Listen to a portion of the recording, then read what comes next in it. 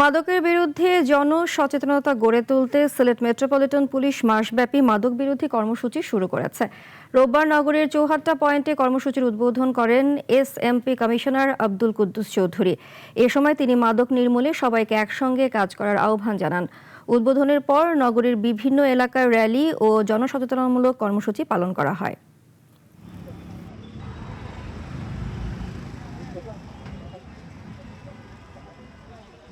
Sylhet metropolitan এলাকার প্রত্যেকটা ওয়ার্ডে, প্রত্যেকটা ইউনিয়নে মাদক বিরোধী র্যালি এবং সমাবেশ হবে। প্রত্যেকটা থানায় আজকে থেকে শুরু হয়েছে। প্রত্যেক থানায় একটা করে ওয়ার্ড বা একটা করে ইউনিয়নে এটা শুরু হবে এবং এটা পর্যায়ক্রমে প্রত্যেকটা অল্টারনেট ডেতে এটা করা হবে।